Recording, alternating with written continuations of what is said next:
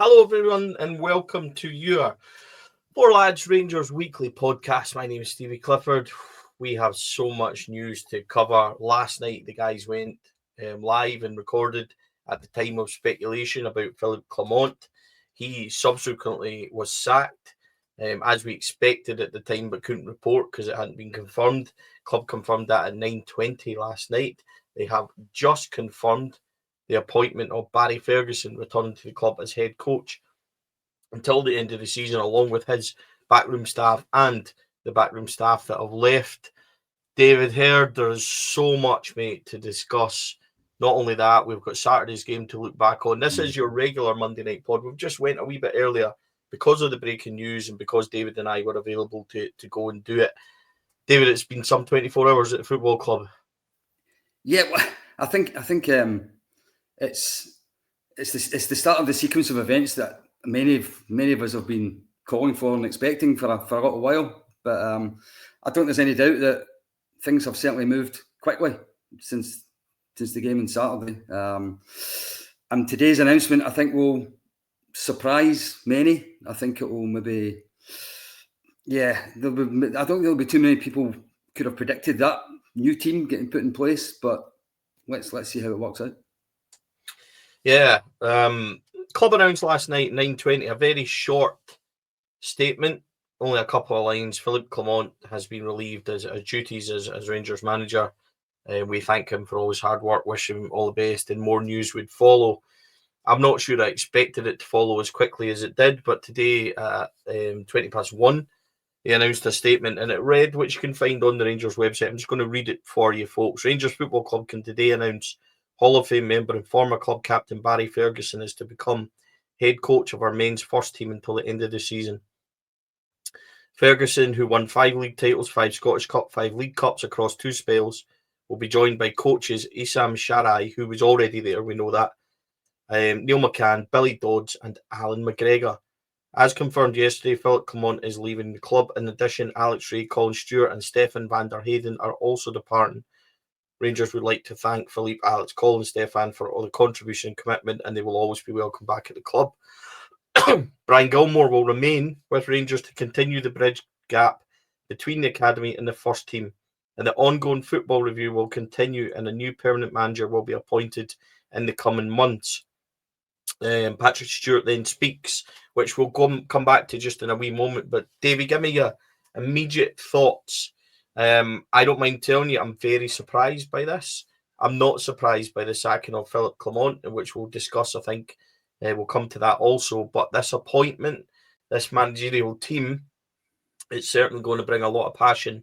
That's for sure. But I'm of the opinion, and I have been, everybody knows for a very long time, that something had to give. But this certainly does surprise me.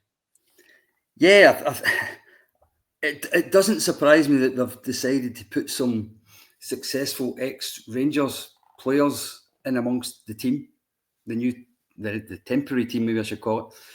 That doesn't surprise me. I think there is something that we've always been talking about over the last few years about standards, about not accepting second place, about the expectations the club's got. I do think it made sense to have some background in there. I'm just really surprised that Barry Ferguson is the guy at the top of that structure when it comes to the management of the first team going forward. I don't see anything in his post-playing career that would justify him sitting above 2 or 3 of the other names that are there who've had more success as coaches and managers than he's had. I get the fact. I suppose it's a bit like maybe a Poundland Steven Gerrard, and the fact that you want somebody that's got standard and gravitas, somebody that will command respect. I get all that. I just can't see Barry Ferguson as being the man to beat Jose Mourinho head to head in a Europa League game. Put it that way. It's fair to say there's a lot of split opinion on this. There's a couple of things I would like to kind of nail before we start. There was a suggestion that Barry had went to the Daily Record and went to Go Radio to leak these things. What I would add is that Barry is contracted to both of these companies. he has responsibilities, so he would have no option but to speak to them in advance. So by them reporting that, they are a media organisation, that's what they're going to do. So they will want the exclusive. There's nothing that Barry can do about that. Suggestion that he's leaked that to them isn't true. He would have went and spoke to them. I'm extremely surprised. I spoke to Barry just a couple of weeks ago. I think I spoke about it on this pod. I hosted a live night with him in Irvine, and I was speaking to him a bit, and he was saying how much he loved his current media work, how much he loved the ambassadorial role. He wasn't looking back to get into management, and it would take a lot for him to step out of a kind of position where he was really happy in. He's done this purely for the love of the club, I think, David. I'm with you. I'm very surprised at it. I love Barry as a player, as a person. I got on really well with him, but I am surprised at this move. And that's not to say that I won't support everyone in the management team that goes in. I absolutely will. I think in many ways they're on a bit of a hiding to nothing. But I share your surprise and probably the surprise of many out there that are commenting. Yeah, I totally, I absolutely agree. And I suppose if you think about it, the position that Rangers are in terms of where the season is, plus the fact that everyone knows with this takeover on the horizon that there's going to be significant change. No matter how successful they are, there's no way that they're going to be the future management team at Rangers. So they are keeping the seats warm, basically. Who can you get that would do that? So, absolutely, people who like Barry Ferguson, who will put the club first. I can get why he's there. As I say, it's just where he sits in the structure that has surprised me. It doesn't surprise me that he's part of the overall team.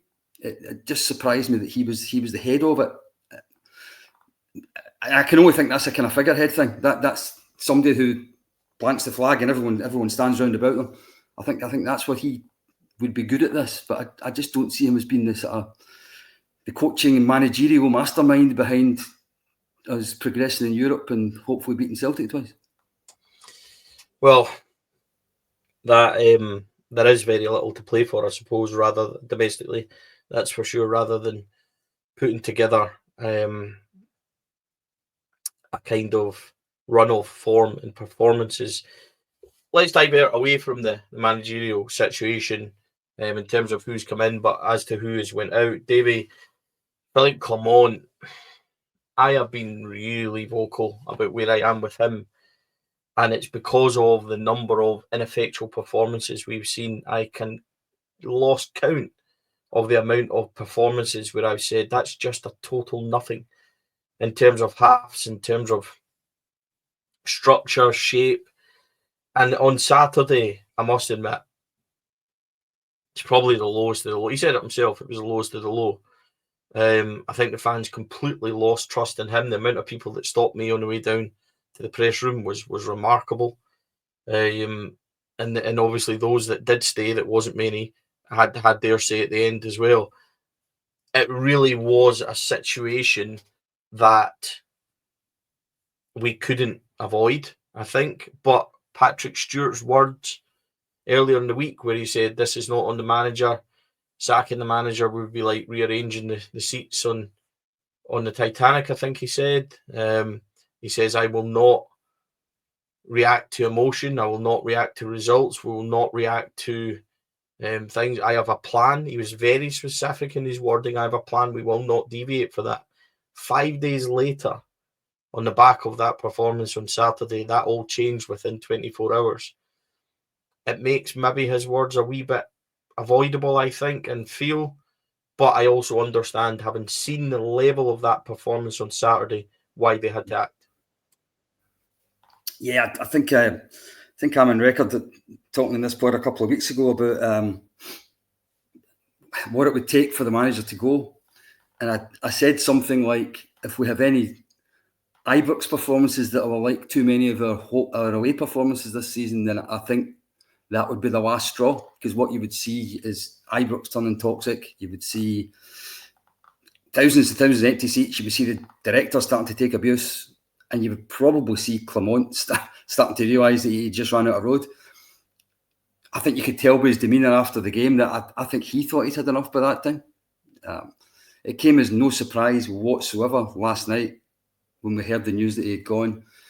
And it sounds, the way things have been worded that I've read about, that he tried to make it as easy as possible for the board to actually get rid of him. Now, sounds as if they came to some kind of amicable agreement quite quickly. So it was inevitable. As you say, the performance of Saturday was absolutely shocking. The complete lack of any kind of aggression, any kind of tempo, any kind of desire, any kind of attacking shape. And then, I mean, we're getting bullied by attackers who probably can't get a game in the English second division. I mean, you've just got to say eventually we can't take it any longer. And Patrick Stewart did say, as in amongst all that other stuff, that everyone will be judged on results. And I think eventually he's decided that was just one result too many. It was inevitable. It had to happen. I don't think it's even so much the result. It was a manner of it, which we'll come back to Saturday in a bit. I'll go back to what Patrick Stewart said about Philippe Clement. He said his team have worked tirelessly during their time in the club, played an important role in developing the first team's young players. I want to reiterate the issues we are facing run deeper than the manager. The ongoing football review seeks to address those issues, and we will continue to implement its findings in the coming weeks and months ahead of appointing a new permanent manager. When I spoke to RTV last week, I was clear that everyone is judged on results and nobody will get unlimited time in any role at our club. Ultimately, the team's response following their early exit to the Scottish Cup was a cause for deep concern, leading the board to conclude that action had to be taken now. I want to wish Philippe every success in the future. He's a fine man who I've enjoyed working with in my short term here. I also want to welcome Barry back to the club. We appreciate him and his team stepping into the role at this difficult time. Myself, the board, and the executive team will give them our full support for the rest of the campaign. On Saturday's performance, I think we should start there, Davey. Those that watched the matchday vlog, we were joined, obviously, Andrew Anderson, our editor, was up from London. We had a bit of a surprise with Cheryl was there for follow. She joined in with us as part of Four Lads. All three of us, 10 minutes in, we're not winning today. This is devoid of anything. There was no structure. There was no desire. It looked like the players were flat. And it's funny because I spoke a lot about the negativity in the team and how it felt and attacking wise and things. And then Neil McCann highlighted it last night. The amount of negativity, backward passing, throws going back, everything safe, everything negative. This isn't going to be an easy fix for people coming in, for Barry, for Neil, Billy, Alan, to go in there and try and fix that, because this team is on its knees, Davey. I'd love to come up with something positive to counter what you've just said. I'd love to be able to do it. You're absolutely right. You can point, I suppose, to the fact that we had been in quite a good winning run in the league up until Saturday there. So I suppose you can find some kind of argument that says that the team is capable of stringing some results together. But you're right, it's a massive task. And I think it's got to start with the style of play. For me, there's not too many changes we can make personnel-wise, I don't think. We can tinker around with it, but you're at this time of the season, you're stuck with who you're stuck with. I'd like to think that 2 or 3 of the youngsters might get more of a chance now, because this is a management team who've got nothing to lose. It's not like a manager who's trying to save his job. I'd like to think that, but I don't know which of those young players will provide the kind of spark and the tempo and the aggression and the desire that we think what we can see is missing. That's down to the senior players. It's got to be, and it's going to be down to this management team to find a way of putting a big enough rocket up them that they display the kind of desire to win and wearing that jersey that the 50,000 who are watching them expect. It's a huge job, but in saying that, it's a huge job that somebody has to do short term, and good luck to them.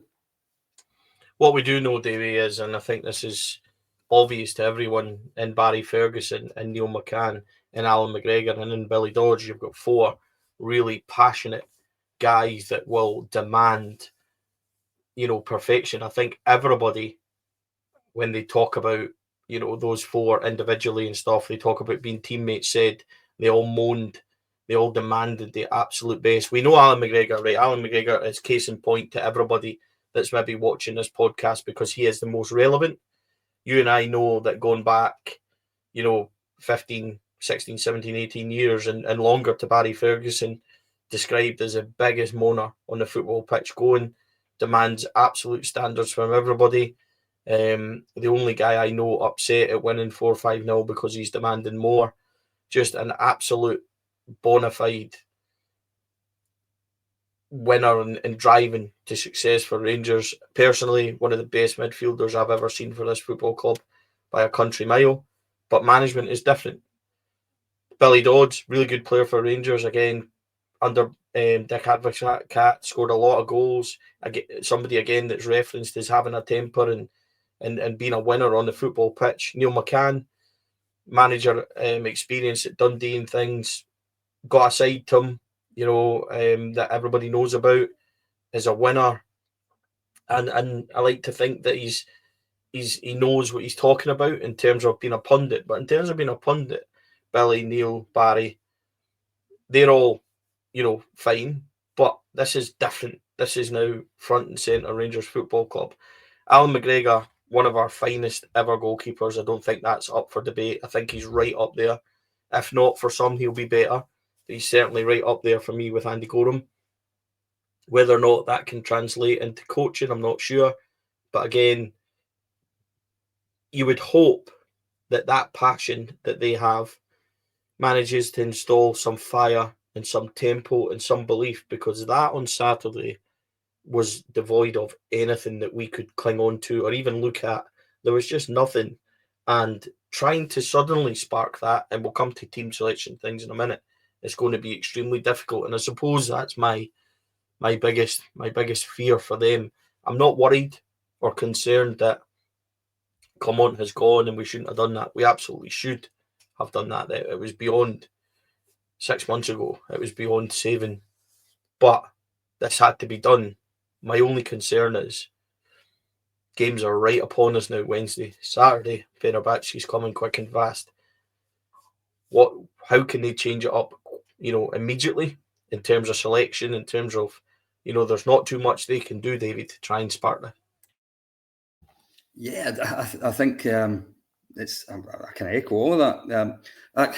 One of the first texts I got when the new team was announced just said in it, I'm paraphrasing, I think, but it said on it, another performance like Saturday and there'll be blood in the dressing room wall. And I think that kind of sums up what you've just said as well. I think the one thing that will change will be the response in that dressing room if Rangers aren't playing well. Because I don't think there's any doubt that a Barry Ferguson, a Neil McCann and Allan McGregor would accept 45 minutes like we saw on Saturday, never mind 90. But it's how they translate that fire and that passion and that love of the club and those standards and those expectations, how they do that to a group who have now been battered for pillar to post and who don't have any, most of them don't have any success to fall back on. They've not actually got something in their own pasts which they can say, I was part of that.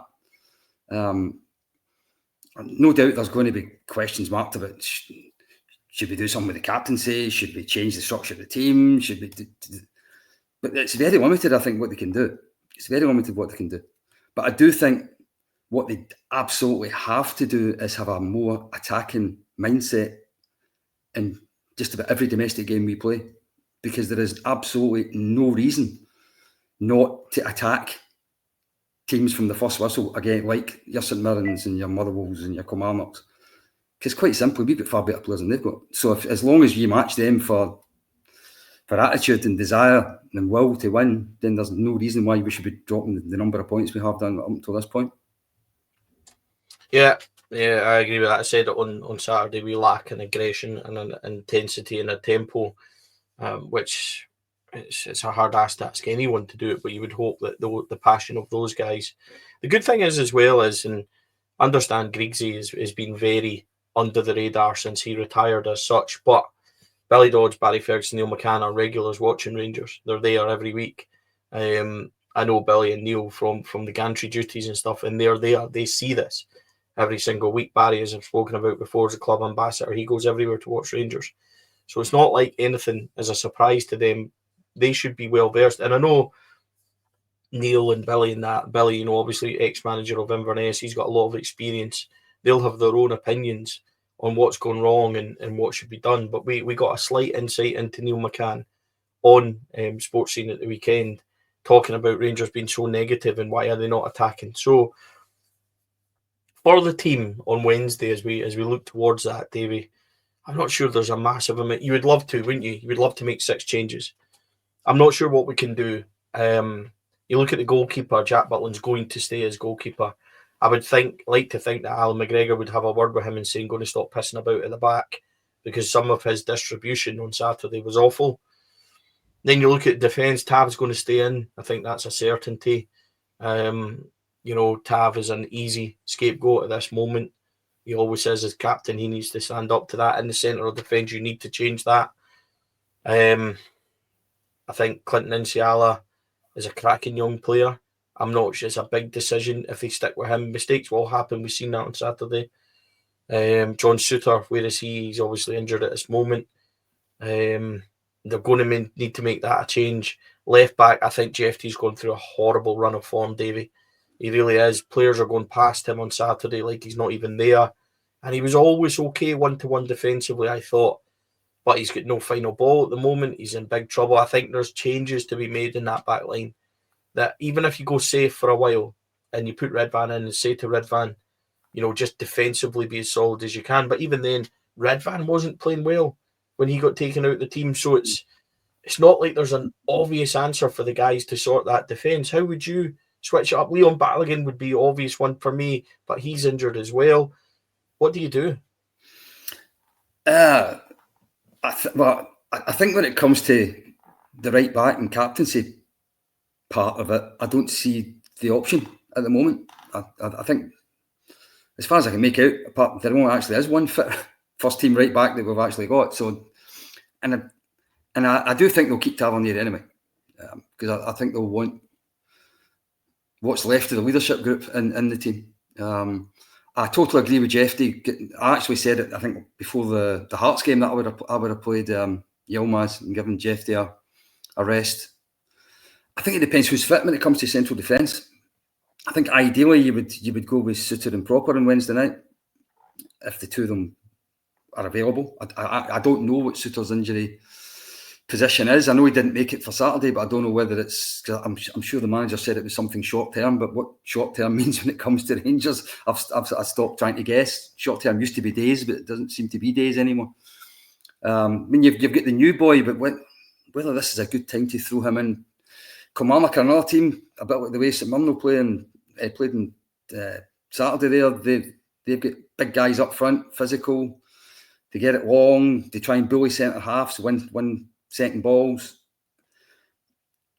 I do think Suter and Balogun are probably the two best centre halves to deal with that kind of opposition. But I don't know whether either of them are available. And to be honest with you, Balogun's reliability now is such that I don't trust him to play any more than one game, and you probably need to miss the next one. It's a shame. It's a shame because he's probably. I'm with you, Suter and Balogun, Redvan at left, Tavernier at right, and just try and make it as tight as possible. I think we've got a real issue in midfield, Davey. I've said this now for a very long time, and people know me. We'll go back all the way back to last summer when we played Birmingham and Manchester United in pre-season, and I made a big thing because I was so concerned about our midfield wide open. I don't think Raskin and Diamandi complement each other at all. Whether or not it was just how he had us set up, I don't know. But you look at the Hearts game last week when Shanklin sat on Raskin's space. Raskin then had nowhere to go. He was constantly marked, which meant the other midfielders, Grant and stuff in midfield for Hearts, could overrun that Rangers midfield because Diamandi's box to box, and it was 3 against 1 because the 10 doesn't drop in. I'm hugely concerned about that middle. I'm not sure Raskin and Diamandi partner each other well. I think they need to fix that.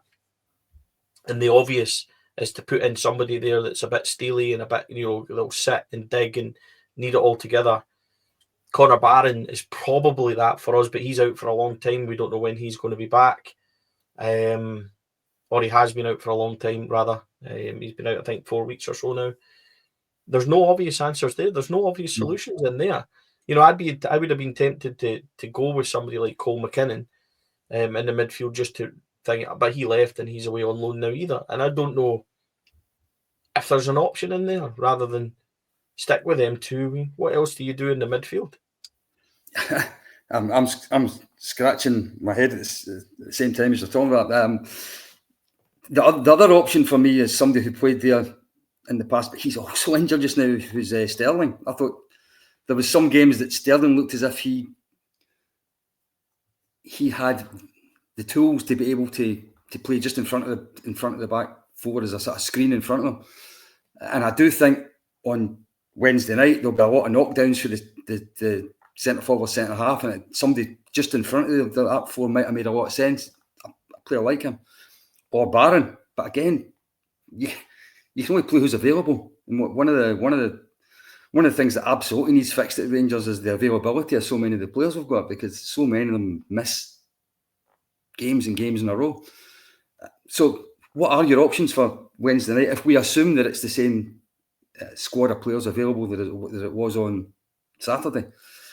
I think if we haven't got Sterling, we haven't got Barron, I'd be so tempted to go with 3 central midfield players. Just bring Bailey Rice in beside the other two and just play a more solid 3. Drop this number 10 idea and just play a centre forward with 2 wide men either side. What the Gerrard formation, for want of a better way of putting it.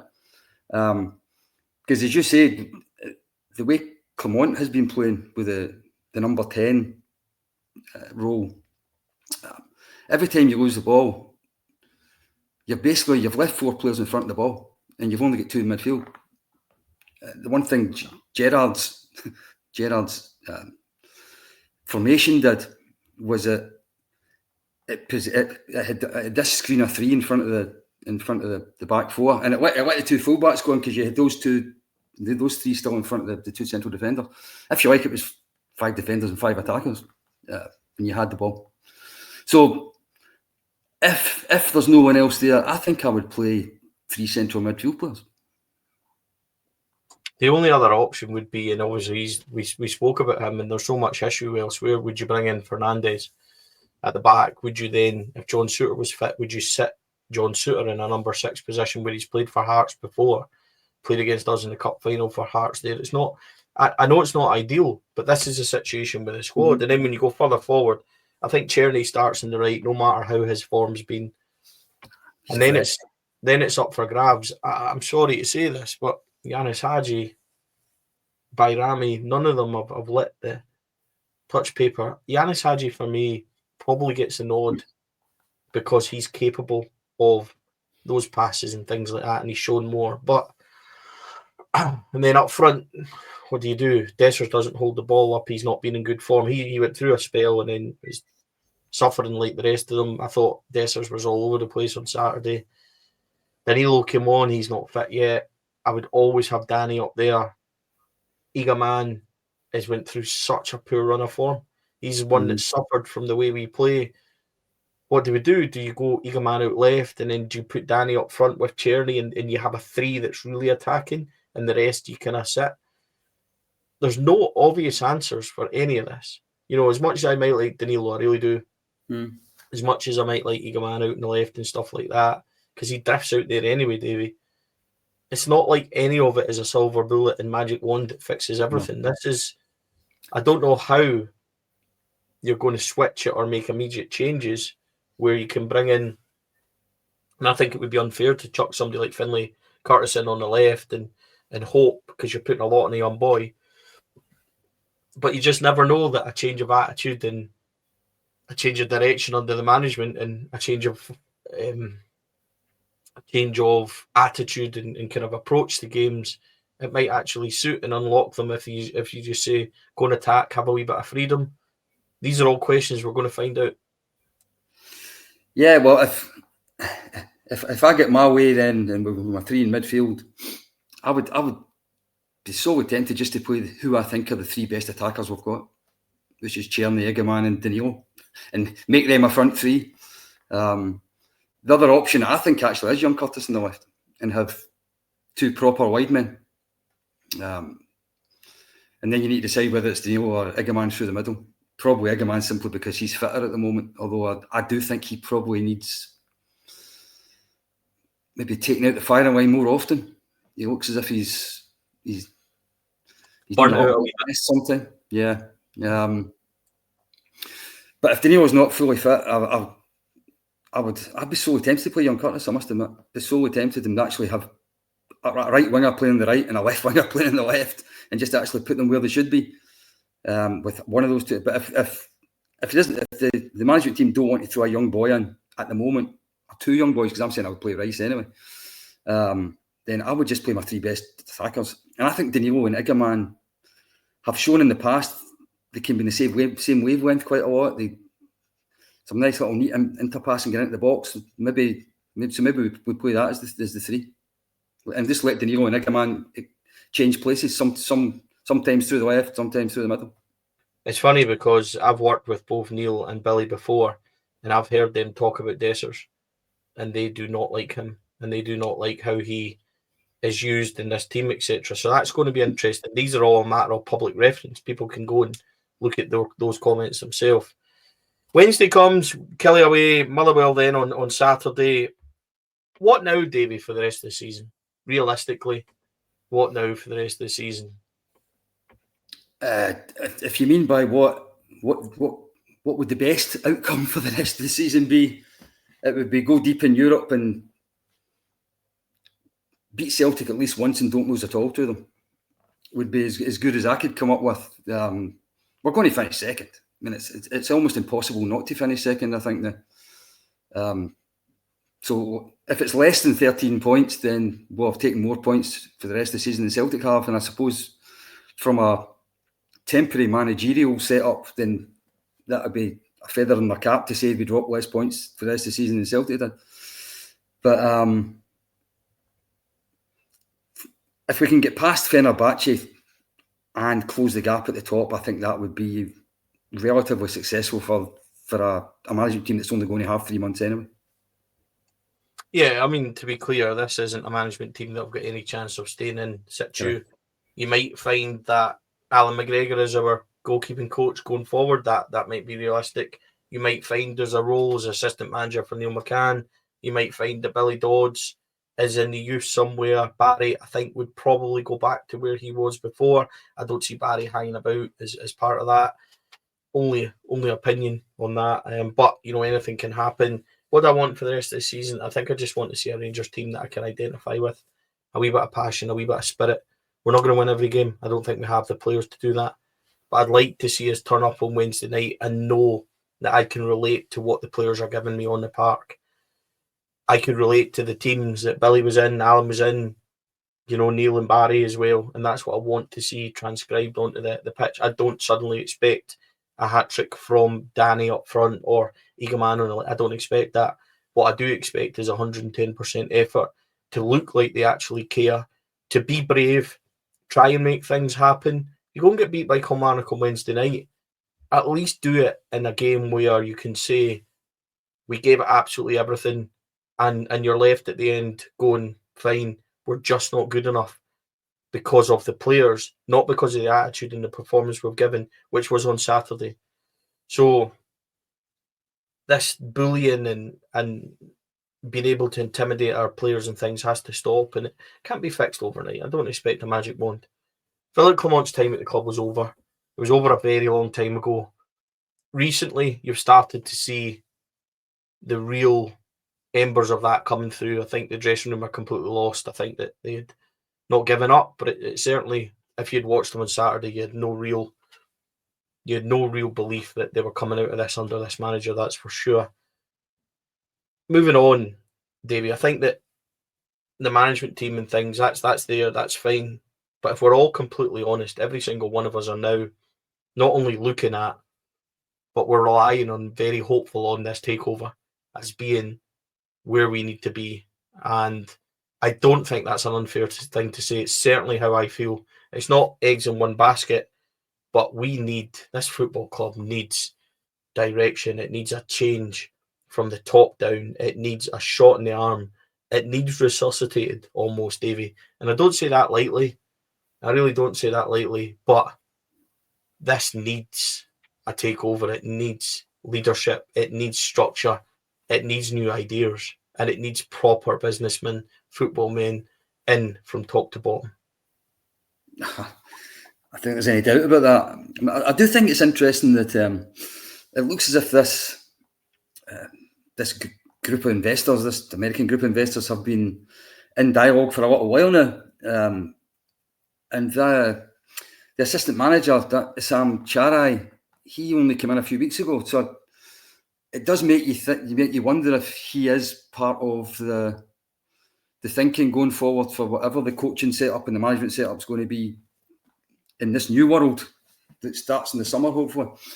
Because you said some a minute ago about Neil McCann maybe staying on and others staying. I think of all the ones that's in the management team, he's the one most likely to be part of the new setup.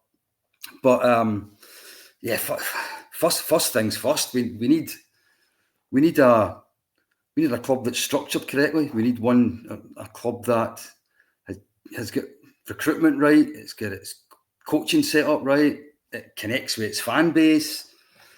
It just makes the right decisions more often, and one that we can all identify with again. I totally get what you were saying earlier on about. And Wednesday night, I just want to see a team that looks like Rangers again. I totally get that. Conversely, I suppose if I assume that this takeover is going to happen, because I think it's had so much publicity now and so much talk now that I can't believe that it won't happen. I think it looks inevitable now. They've actually got a really good time to take over Rangers. In that, if they can succeed now after what we've just watched, they can make themselves a fortune, because the whole commercial side of it, the whole football side of it is just crying out for success. We're just so desperate for success again.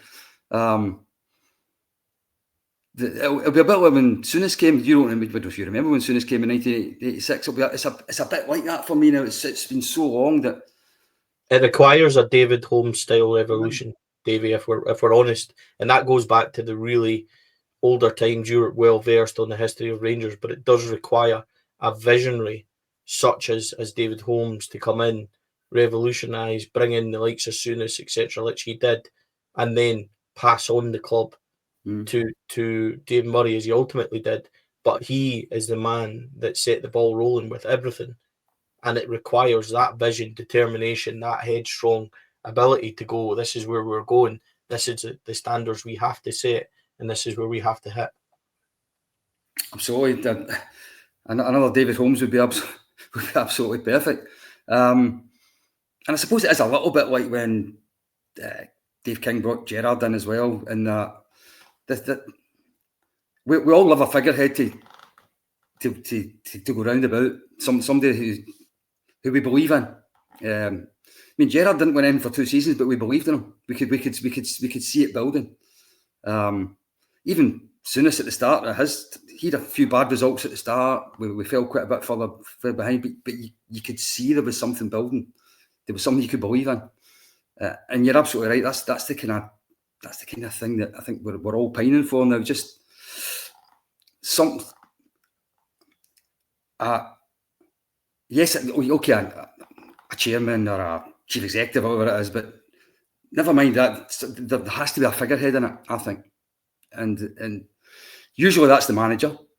There's going to be the sporting director as well. It'll be interesting to see who that's going to be, because that's going to be that's a key role that didn't really exist back in the days that I keep coming back to.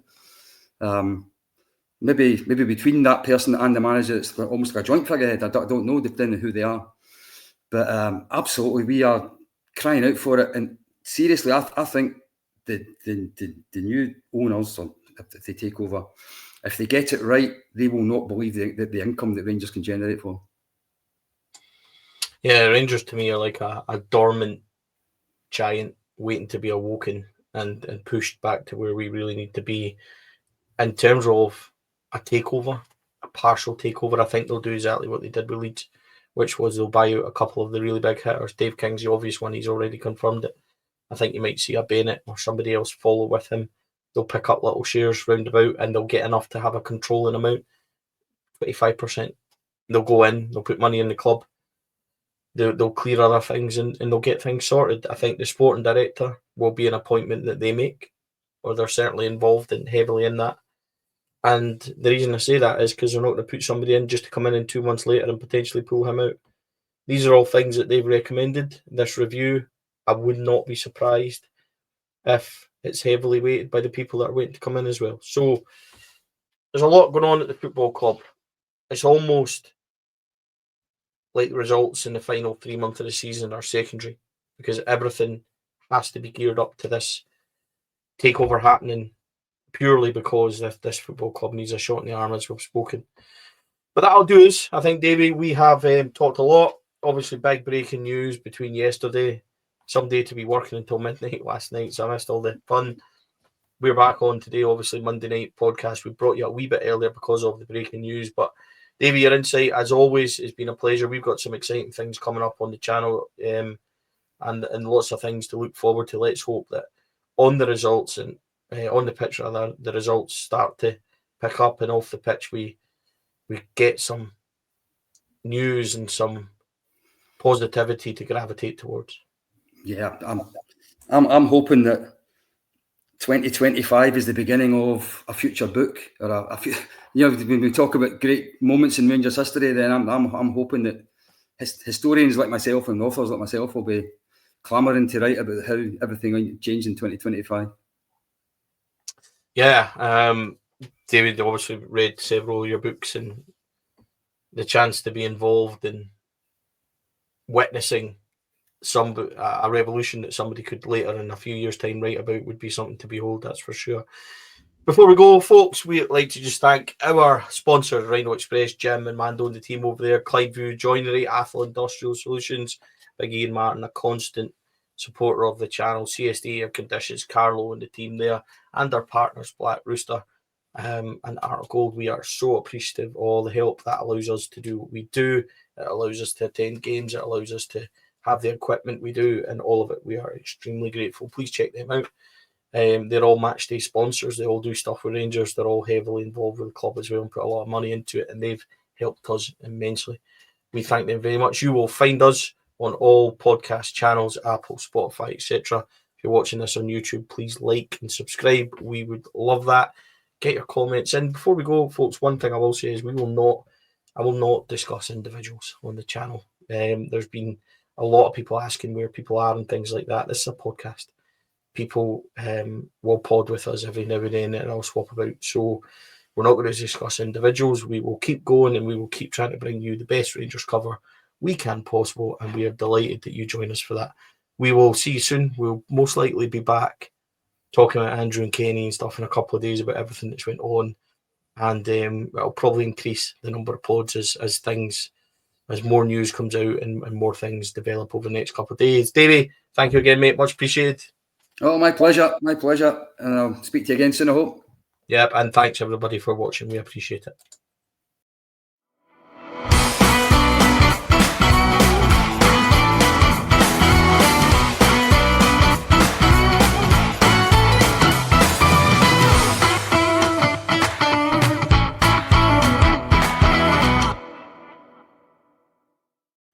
Four Lads podcast is sponsored by Rhino Express, Clydeview Joinery, Athol Industrial Solutions Limited and CSD Air Conditioning, along with Art of Gold. Thank you for listening or watching the podcast. We hope you enjoyed the show.